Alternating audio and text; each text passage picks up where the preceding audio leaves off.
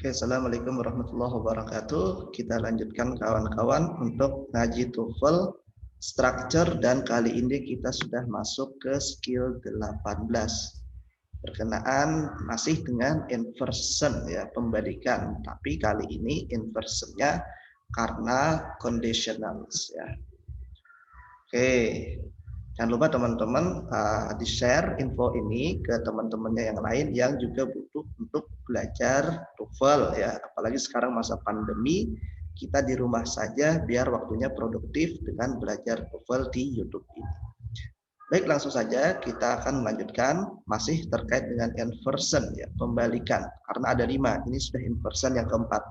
Yang pertama kemarin kita belajar question, kedua adalah place expression, yang ketiga adalah negatif. Sekarang adalah karena adanya conditional ya. Conditional itu apa? Yaitu ketika kalimat itu diawali dengan if ya. If itu artinya jika. Tapi ya semua jenis conditional itu bisa diinversi. Jadi ada syaratnya ya di sini. Ketika saya tuliskan saja langsung. Satu, if itu ketemu dengan kata had ya. Kalau ada had biasanya pasti verb 3 kan. Namanya juga apa itu past perfect. Kalau enggak ketemu had, dia ketemu were ya. Were to be ya. Apapun subjeknya pakai were karena di sini adalah pengandaian yang tidak terjadi. Biasanya kalau kita belajar I, kayak misalnya subjeknya adalah I, maka verbnya adalah was ya. Tapi di sini dia semuanya pakai were. If I were. Karena were di sini menunjukkan makna pengandaian yang tidak terjadi. Yang ketiga, ketika if itu ketemu dengan should. Nah, jadi ketika if ketemu dengan 3 ini, maka dia bisa diinversi. Ya, kita lihat contoh dulu ya. Contoh yang had dulu. Jadi ada 3 aja. Selain yang ini, maka dia tidak usah diinversi. Ya. Misalnya kayak gini. If he had, ya, sambil lihat contoh ya, taken more time, misalnya kayak gini, more time, the result would be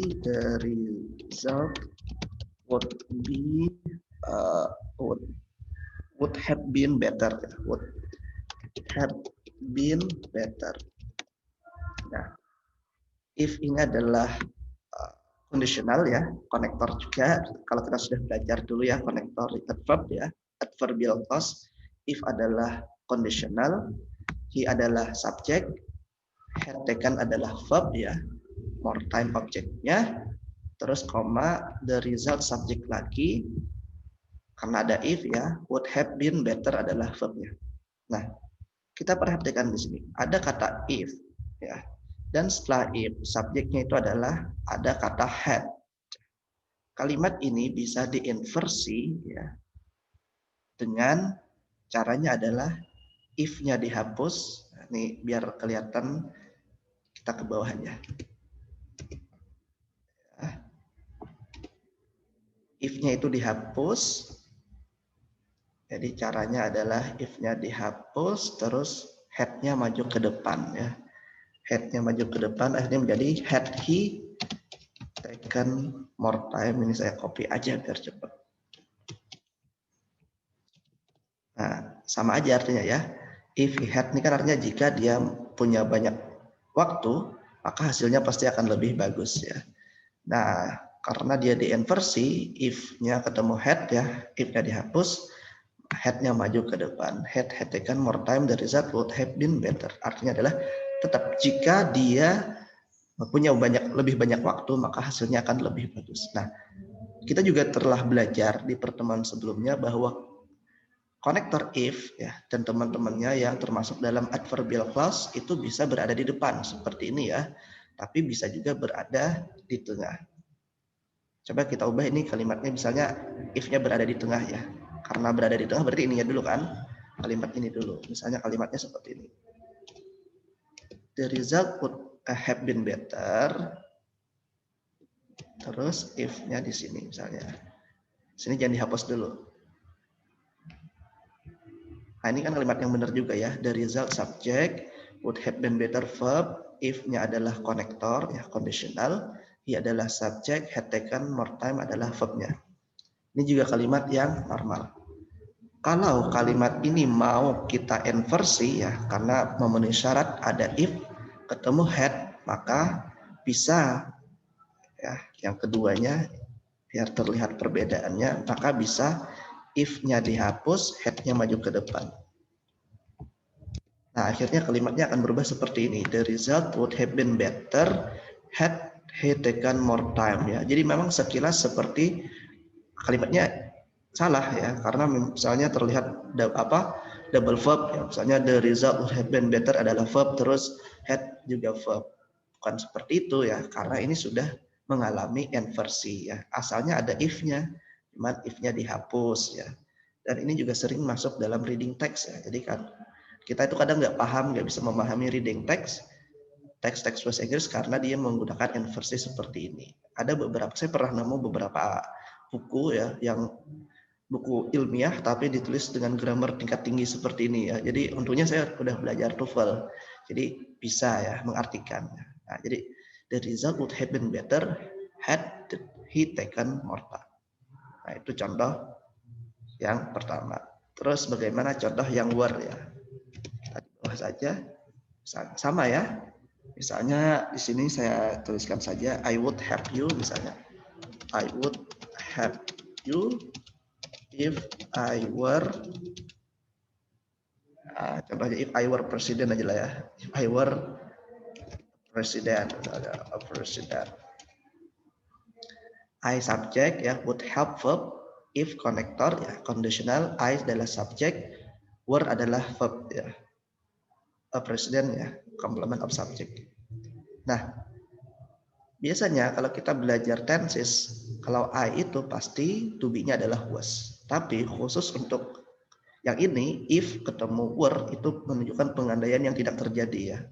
If I were president ini kan tidak terjadi ya. Jika saya adalah presiden itu kan tidak terjadi ya. Hanya angan-angan yang sangat jauh sekali yang tidak mungkin terjadi ya. Jadi pakainya di sana. Sama caranya ya, karena dia di tengah, maka if-nya dihapus, were-nya maju ke depan. Akhirnya kalimatnya berubah menjadi I would have you were I a president. Aku akan menolongmu jika aku adalah seorang presiden.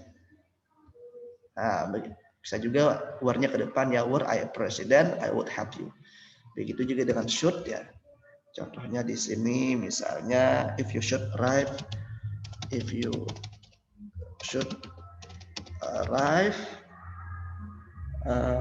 before 6 ya, misalnya before 6 you can call me misalnya, you can call me. Jika kamu harus tiba sebelum jam 6, kamu bisa nelponku. Nah, di sini rumusnya ada if ketemu should ya. Maka caranya bisa if-nya dihapus, should-nya maju ke depan. Sini dihapus. Should you arrive before 6, you can call me. Jika kamu harus tiba sebelum jam 6, kamu bisa nelponku. Jadi ada 3 ya. Bisa should, bisa were, terus bisa had. Nah, itu aja rumusnya. Sekarang kita lihat buku. Nah, di sini tadi contohnya ya. If he had more time, the result would have been better. If ketemu had, if-nya dihapus, had-nya maju ke depan. Begitu juga tadi, I would have you if I were in a position to help. If ketemu were, if-nya bisa dihapus, were-nya maju ke depan subject. Itu juga tadi, if you should arrive, ya. If ketemu should, maka if-nya bisa dihapus, should-nya maju ke depan. Nah, coba sekarang latihan ini, contoh soal. Kita bedah ya, the report subject would have been accepted verb. Berarti sudah ada subject verb. Tinggal kalimat setelahnya misalnya adalah konektor subject verb. Konektornya bisa if-nya dihapus ya. Terus had-nya maju ke depan. Maka jawabannya adalah yang D ya. Kenapa D? The report subject would have been accepted adalah verb. If ya. Misalnya if adalah konektor, more care subject had been taken adalah verbnya. Tapi if-nya dihapus, terus had-nya maju ke depan subjek ya. Subjek tadi adalah more care. Jadi jawabannya adalah D. Gitu ya. Oke. Jadi rumusnya hanya 3 tadi ya. Had, should, were. Were he here, he would have. Jika dia di sini, dia akan menolong. Kalimat asalnya adalah if he were here, he would have. Itu kalimat asalnya. Sekarang kita sudah masuk ke exercise 18. Nomor 1 betul ya. Were, our neighbors, were adalah verbnya, our neighbors adalah subjeknya. Di sini dihapus if-nya ya. Kalimat asalnya adalah if our neighbors were. Nah, if-nya dihapus, were-nya maju ke depan. Nah, adapun nomor 2 itu salah. Kenapa? Karena di sini ada if. Kalau masih ada if-nya itu jangan diinversi, jangan dibalik. Di sini dia dibalik, should-nya verb maju ke depan, you adalah subjeknya. Harusnya if you should get. Dia normal karena masih ada if-nya. Kecuali kalau if-nya dihapus, maka betul should you get. Oke, itu adalah materi kita skill ke-18. Silakan dikerjakan dulu latihannya 3 sampai 10 lalu kita bahas di grup. Ya, terima kasih. Sekali lagi mohon tolong info belajar seperti ini di-share ke teman-temannya biar lebih banyak lagi yang mendapatkan manfaat. Biar kita dapat pahala. Okay, thank you so much for your attention. Wassalamualaikum warahmatullahi wabarakatuh.